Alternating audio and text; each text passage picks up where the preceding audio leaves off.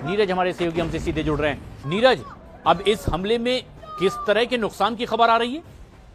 देखिए, अब तक प्रशांत, जो थोड़ी देर पहले आपसे बातचीत हुई थी उस समय घायलों की संख्या का पता नहीं था, लेकिन जो अब खबरें आ रही हैं इजराइल से उसमें 20 लोगों के घायल होने की खबर है। लेकिन क्या डिमोना में जो परमाणु सेंटर है, सबसे महत्वपूर्ण परमाणु सेंटर है प्रशांत, और आपको बता दें कि इजराइल के दक्षिणी हिस्से में नेगेव डेजर्ट जो है, नेगेव का जो रेगिस्तान है, वहां डिमोना पड़ता है। और डिमोना के न्यूक्लियर फैसिलिटी पे हमला हुआ है कि नहीं एग्जैक्टली इस बारे में अभी आधिकारिक तौर पे जानकारी आनी सामने है, लेकिन टारगेट उसी को किया गया था और उसके आसपास ये जो मिसाइल है वो जाकर गिरा है। जो अब तक जानकारी सामने आई है, तमाम जो फायर एंड रेस्क्यू सर्विसेज के लोग हैं वो वहां पहुंच चुके हैं, लेकिन 20 लोगों के अब तक घायल होने की खबर है प्रशांत। बिल्कुल, यानी नीरज, फिलहाल अब ये जो प्राथमिक तौर पर खबर आ रही है, क्या ये माना जाए कि अटैक की वजह से लोग घायल हुए, ये किसी तरीके के रेडिएशन की चपेट में आने वाले लोग नहीं है? क्या कुछ और क्लैरिटी मिल रही है इन दावों के साथ?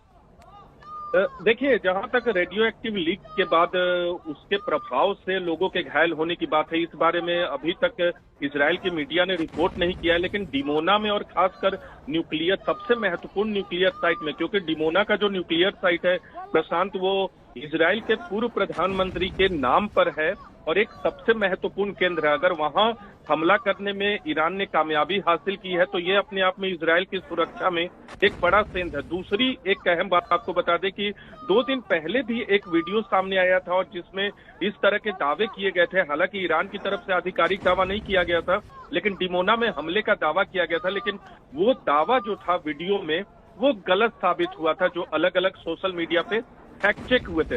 अब डिमोना में ये हमला हुआ है, लेकिन क्या न्यूक्लियर साइट, जहां न्यूक्लियर फैसिलिटी है या न्यूक्लियर फैसिलिटी के कॉम्प्लेक्स के अंदर ये मिसाइल गिरा है, इसके लिए थोड़ा सा इंतजार करना होगा।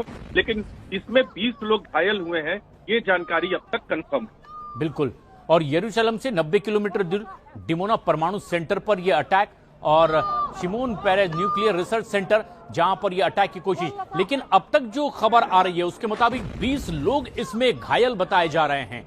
लेकिन अब यह बात तो जाहिर हो चुकी है नीरज कि जो डिफेंस सिस्टम तगड़ा होने का दावा किया जा रहा था, उसी चकमा देकर के यह अटैक करने में ईरान कामयाब हुआ है इजराइल में।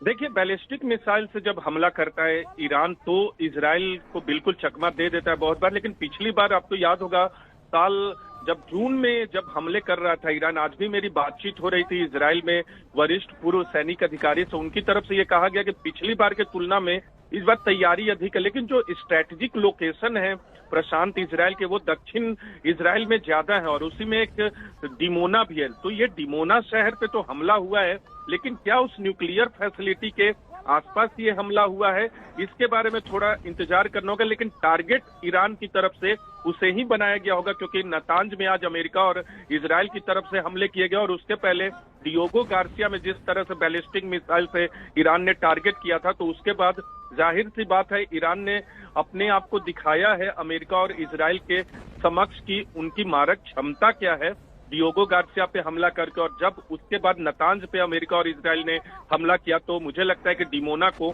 निशाना बनाने की तैयारी ईरान ने की और उसके बाद कामयाब हुए हैं डिमोना पर हमला करने में। लेकिन न्यूक्लियर फैसिलिटी को कितना नुकसान पहुंचा है इस बारे में थोड़ी जानकारी अब सामने आएगी। लेकिन 20 लोग इस हमले में घायल हुए हैं।